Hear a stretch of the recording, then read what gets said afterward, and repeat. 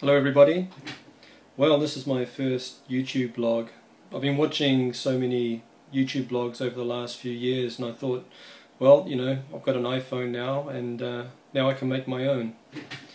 What I'm going to do is I'm going to talk about books and people, authors, scientists, and people who have helped to awaken me over the last few years, and people in my family will know that in the last few years my thinking has changed dramatically, and so this blog will introduce how I came to change my views, and I'm going to highlight one book in particular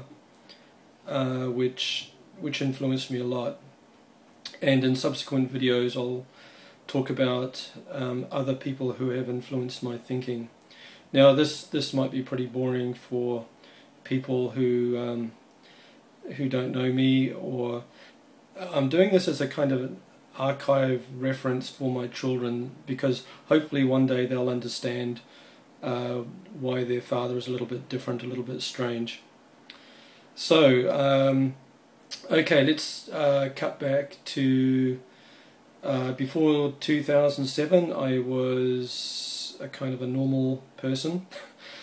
I kind of followed the mainstream media. I believed what the mainstream media told me to think about all kinds of things, about history, the world, the universe, and current events. I kind of lapped it all up, and then something happened in 2007 which had a major influence on me. So this briefly is what happened. Around about October 2007, I was sitting in my office, which is a small office, and I run a small English school near Nagoya in Japan.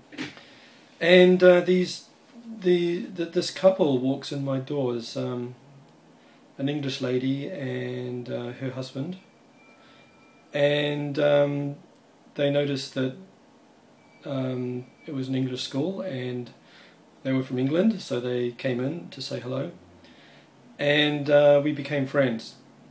And a few weeks later we were having coffee after work, or in the evening time, at a coffee shop, and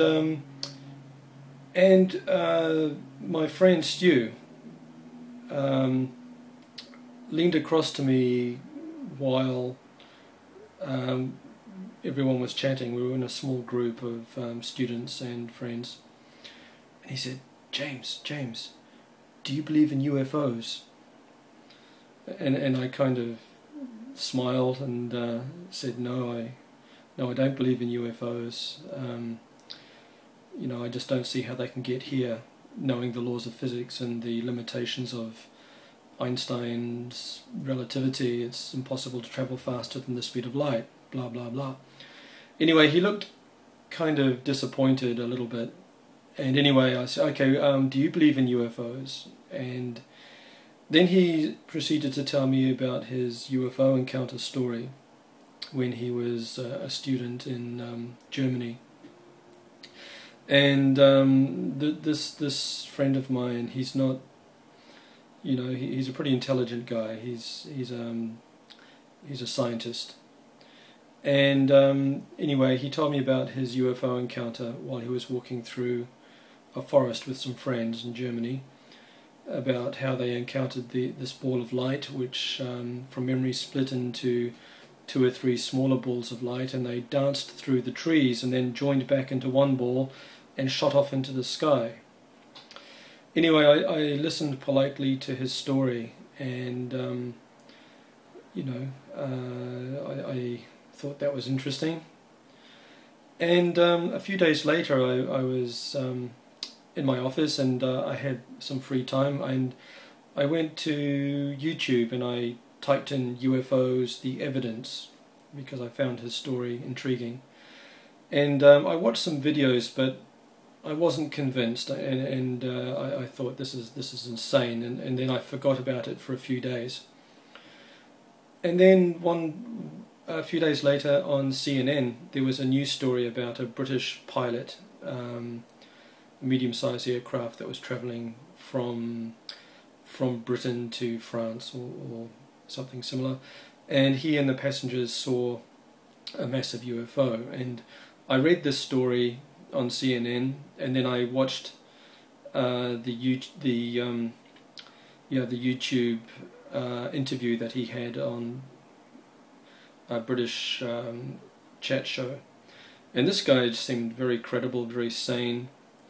And then I tried again. This time I went to YouTube and I typed in UFOs, the evidence, and this time the first reference that came up was for the Disclosure Project meeting in Washington DC.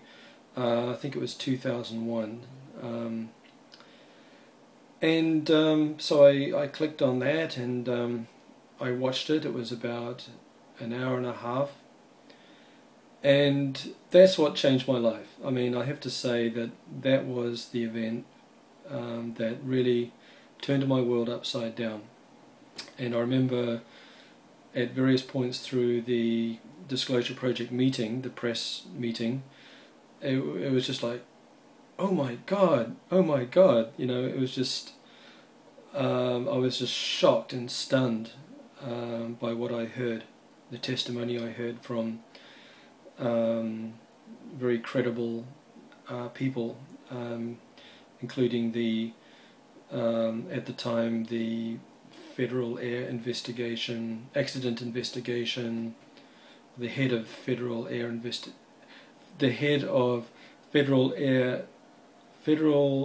Aviation Accident Investigation. I think that's what it is anyway. Presenting printed and video evidence of UFO encounters. They had people who used to work for Skunk Works who gave testimony. They had people who worked for NASA who gave testimony. All these people were prepared to testify before Congress. And so from there, I was hungry for more information. Then, wanting to know more about the person who organized the Disclosure Project meeting, I found out that it was Dr. Stephen Greer. Dr. Stephen Greer. So, and I searched on the internet, and I ordered his book, and the book arrived. I read the book, and it had so much amazing information in this book. The book is called Hidden Truth, Forbidden Knowledge, and this book was the book that made me take the whole subject seriously.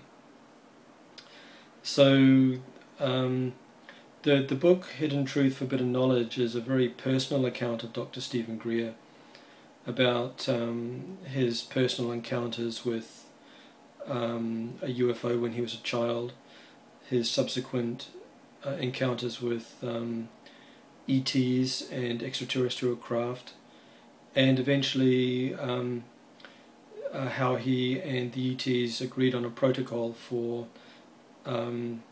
people who wanted to contact ETs, how they could go about doing it. So that book really influenced me a lot. I think if anybody's interested in the subject of UFOs, I would also recommend Jim Ma's. I think the book is called The Alien Agenda. Anyway, I'm reaching my 10-minute maximum, so I'm signing off now on my first YouTube blog, and I will post another one soon. So thank you for listening. Signing off for now. Goodbye.